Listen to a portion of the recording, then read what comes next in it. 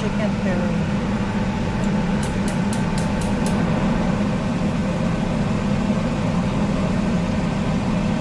So kung makikita nyo, nakaready na yung mga gagawin dito.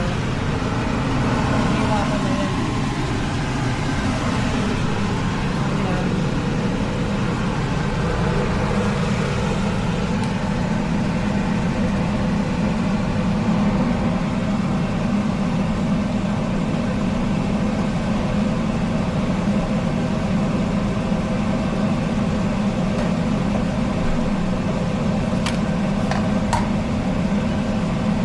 Mag-start na ako magluto ng chicken curry.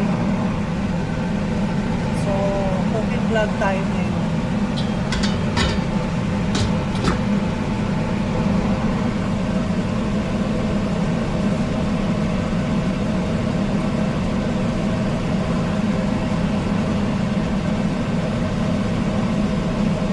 So, yan na. Matuyo na yung kawali.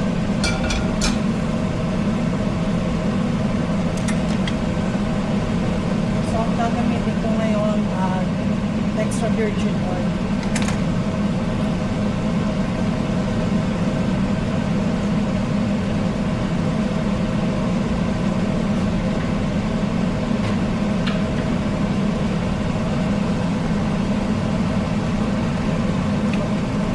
Mag-mix lang ako ng konting canola oil.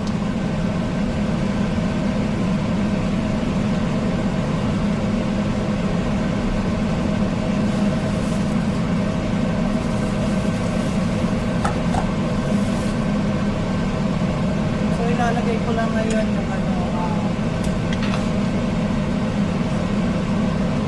onion lang, walang garlic and ginger.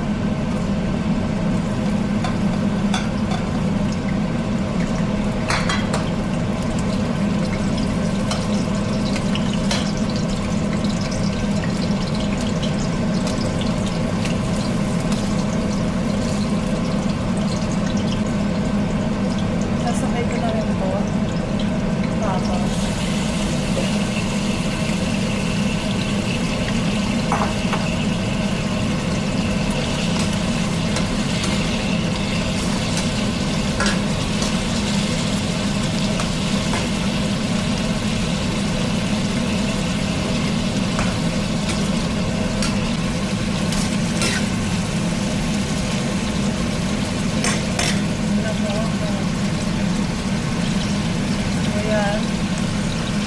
makikita mo yan, pinagrate mo na.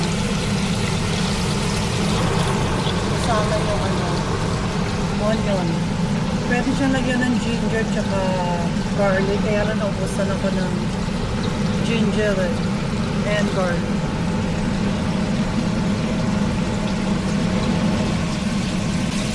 So, kapag malapit ng maluto yung patatas, mga half cook siguro, ilalagay ko yung chicken. Lagyan ng konting black pepper. White pepper rin lagay ko. So yan, hintay natin mahapon. Mabilis na makaluto dito kasi 3-ply yung kawali ko eh. So wala pang 40 minutes, luto na yan. Or less. Kasi kung titignan nyo, malapit na maluto. Sa 1/4 na yata. Pwede ko na lagay yung yung chicken kasi yung chicken may pagka-close na ng konti. Lalagay ko ng chicken.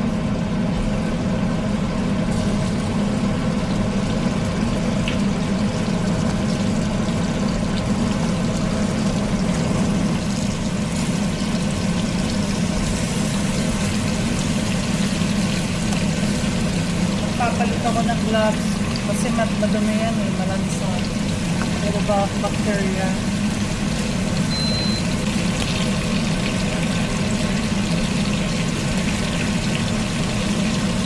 So ito dapat palit na ako ng gloves. Madumi kasi salmonella eh.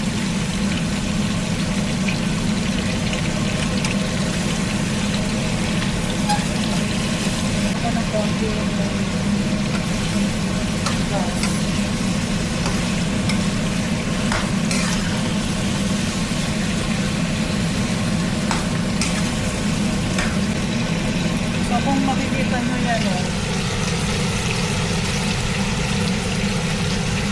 12 pieces na boneless chicken yan. So, maglalagay ako ng garlic powder.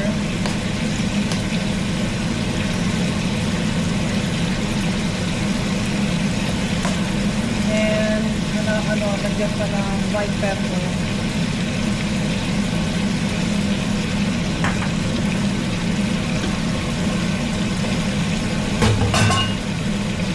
So, kung makikita nyo, malinis yung aking counter. Pagka ayaw kasi masyado madumi sa kitchen.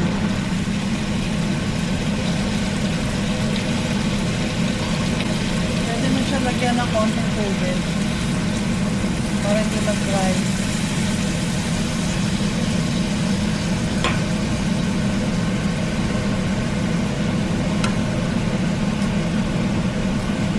Kaya nilagyan ko ng tubig kasi frozen ng konti yung chicken. Malalapasan ko siya.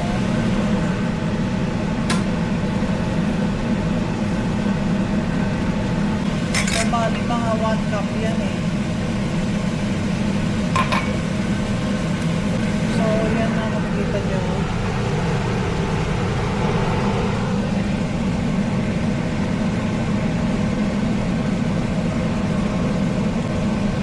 So,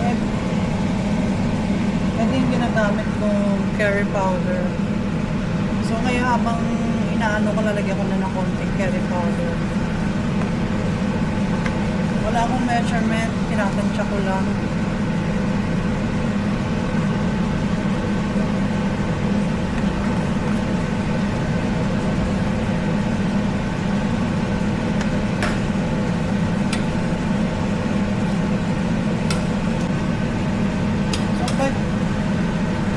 Pag nakikita kong ganyan, kasi may pagka-blows yan ng konti,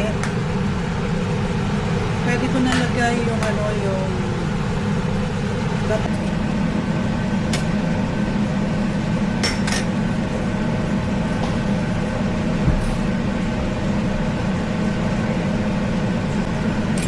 so, dahil dito kami sa Canada, kami sa Canada pala, itong gagamitin ko, coconut milk premium.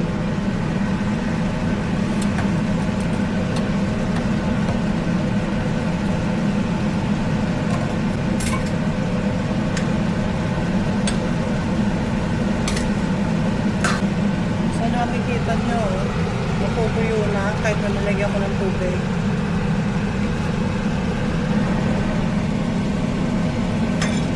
So, ilalagay ko na yung gata.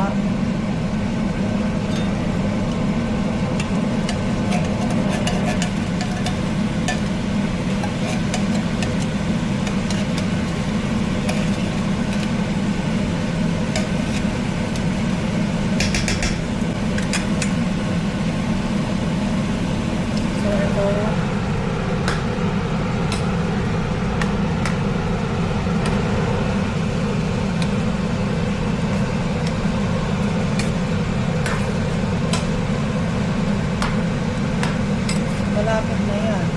Malupit.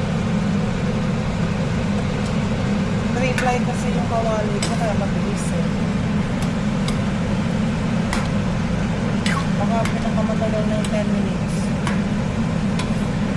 Or 15.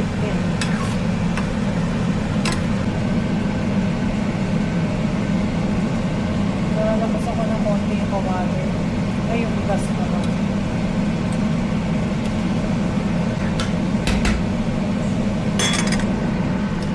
Nalagyan ko pa ng konting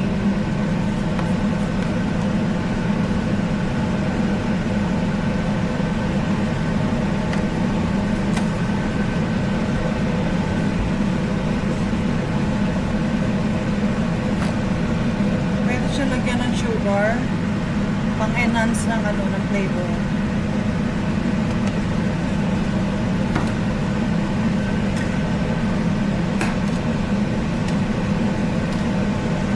Maganda sa chicken curry ang matamis. Pang-enhance lang yun. I-try nyo. Nalagyan ng sugar ng konting-konti lang. Mga siguro mga 3/4 teaspoon of sugar. Ayoko pang tikman eh, kasi ilaw pa yung chicken, baka magtahe ko.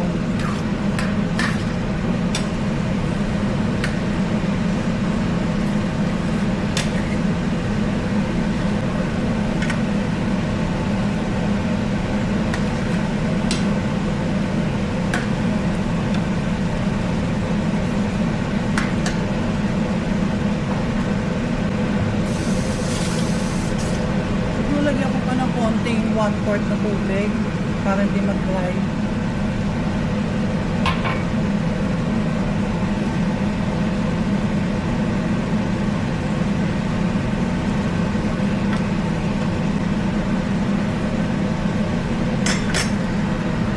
So ayan na.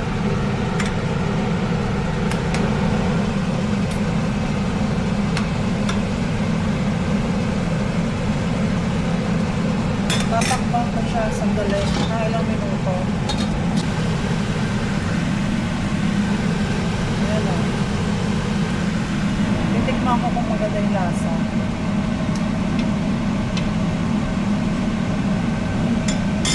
Saka,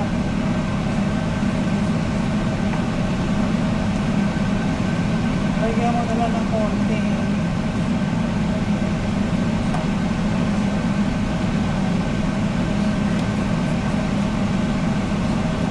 Kevin pa ako. Lagyan ko ng konti nito.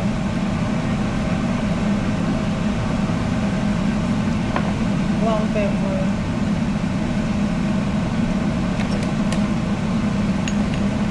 Salt.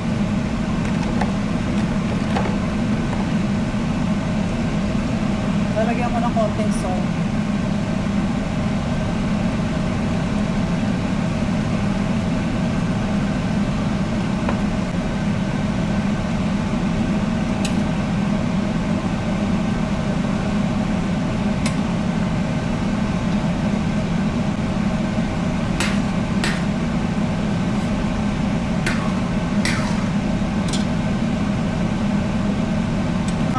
Kung ano, masarap. Kung malasa na.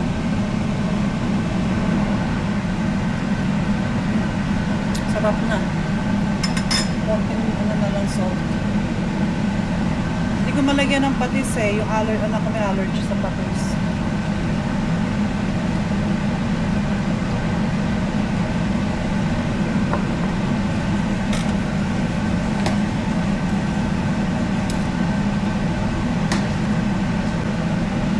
Papalit ng kulit yung pinapatungan ko ng ano, ng ganito, pag dito yung pang spatula. Kasi kanina pinatungan ko ng ilaw na chicken ko eh, nung hinahalo ko.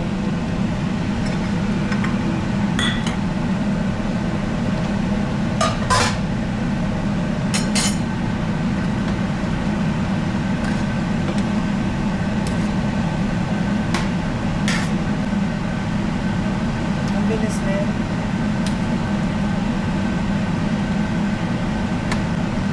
Ito na yung chicken eh. Siguro ilang minuto na lang yun.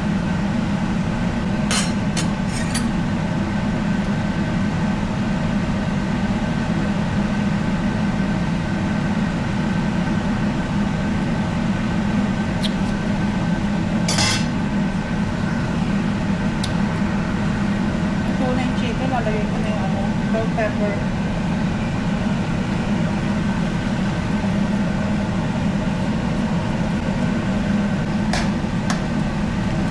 So, makikita niyo yung itsura ng dalawa.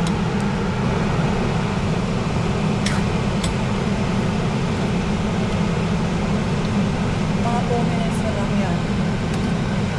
Ito na yung chicken.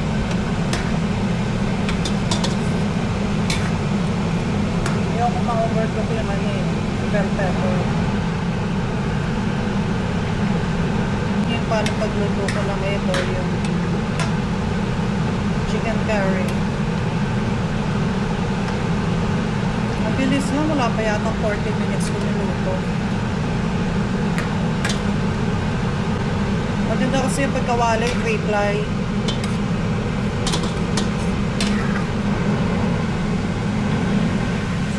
2 minutes na lang yan, 1 minute.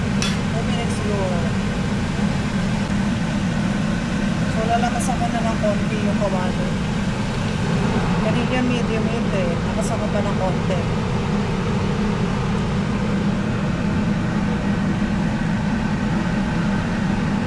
So, ayan na. Papatayin ko na yung ano. Ayan na yung niluto ko chicken curry with bell pepper.